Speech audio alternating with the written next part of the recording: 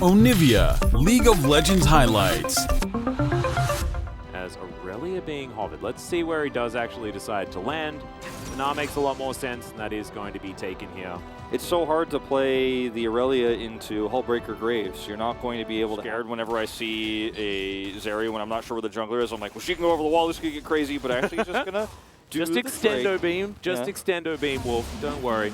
But Zeri just scares me. Every time she gets her draft, I'm like, whoa, anything. To play in the jungle and get their buffs down to low health. What's really interesting is, hold that thought, Dove. Yep, it's going to be a big old nod delivered to the horse. That was an alley-oop. Loved it. On Fleek's like, see you later, buddy. Don't want any part of this one.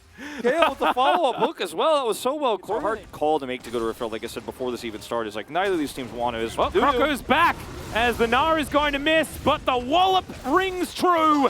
And the horse is just wandering on through. Easy peasy. Picks that one up, and more plates will now Rift Herald.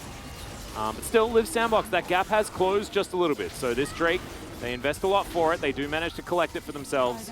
And now we're going to check out the Soul. What's it going to be? Oh, baby. Another cloud. Yeah, and Croco walks on over, not at full health, and with 4 people down here, mid lane advantage like you were talking about is going to mean that this is a very easy first turret blood to go through for Hanwha Life Esports. And that is going to get them, of course, minute and a half on the Drake, so it's not like the bottom side of the map is the same situation as Croco now, looking to chase after OnFleek. Let's see whether the scatter is actually going to ring true here. There's a lot of damage onto Closer, but he just presses R, and all of the orbs will take down the Prince of Demacia. This is why Croco's Closer is going to meet Karis here towards the top side, but Control Ward's going to spot OnFleek out. Closer's not going to overextend. This is greedy from Hanwha Life Esports here, but it looks like Liiv SANDBOX are not going to look to punish. They're just going to be happy for a turret plus the Drake. Yep. And so it's a trade up for Liiv SANDBOX. Could have maybe been better if they were faster to rotate over, but it's very high mobile champions that'll block the thing. But she has been very high priority as KL's going to find himself a hook. Don't know whether it's exactly the one he wants though, as immediately goes down extraordinarily low. OnFleek grabs that kill, and honestly, like, that was the most obvious bait. That's why you need to be deeper on this part of the map, trying to skirmish around the vision instead of just walking in one by one against a composition that is so, I mean, as long as Chunny doesn't die as Dove, oh no, I've seen this one before. So have I. He is going to run it out, though, as the hop is going to connect that chain. Max range, absolutely fantastic, but the wall is going to be there. That's the Flash Gnar as well, as Dove finds another boulder, goes golden.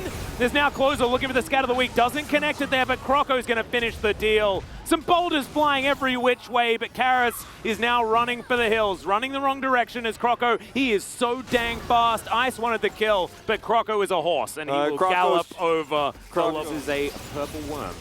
Damn, as Ice gonna get some damage down as the depth charge connects onto OnFleek. They want to kill the jungler so that there is no 50-50, and they are going to secure that. But now Johnny, free hitting from the back line. But look at this, they are very beefy, and Ice is at full health. Oh, takes one little Q.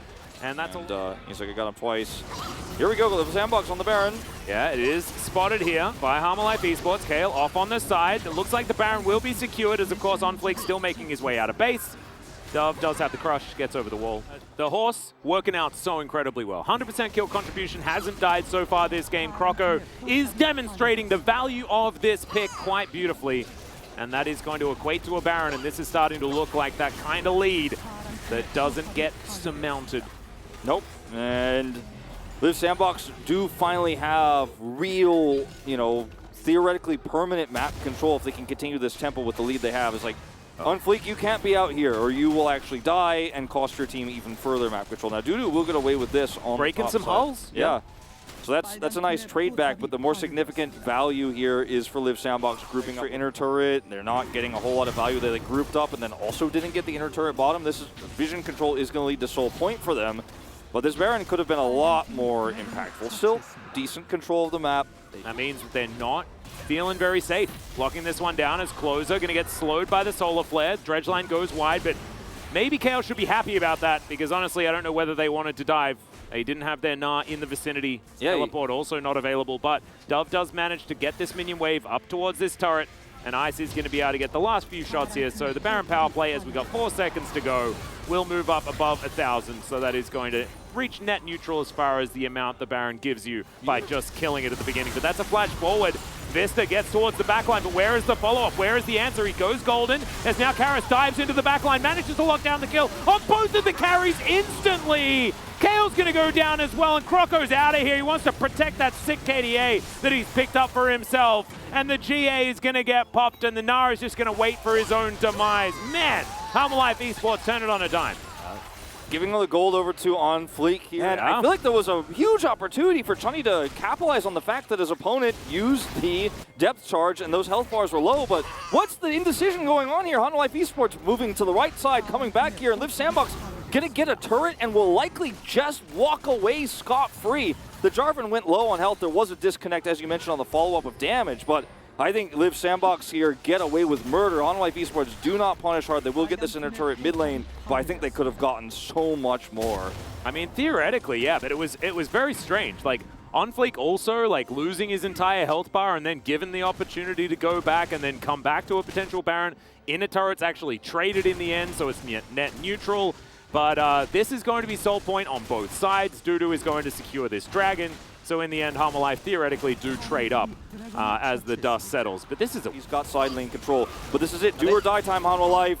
Yeah, well, let's see whether Karis is actually going to make his way in. Immediately does start the teleport off. That is the Everfrost to come down. On Fleek is going to get the knockup. That's a three-man Gnar into the backline. Onslaught of Shadows, triple kill instantly from Ice, but he's going to get murdered by the Baron. That's so scary, but he stays alive. Johnny now 1 versus 4. Zeri definitely is not that overpowered, and it's going to be Dove that locks down that kill, and Karis just watches on in horror as all of his friends get obliterated, and now Liiv SANDBOX are looking for that 2-0. Hanwha Life Esports just way too late to the party here. Liiv SANDBOX had all the opportunity to turn, and even though Zeri wasn't hit by the depth charge, it did not matter. Oh dear. Karis is like, look at me, come and kill me instead of my base. Well, I mean, they don't get the kill on, or they don't get the knockup onto the Zeri, but they have a fantastic follow-up ultimate for Croco.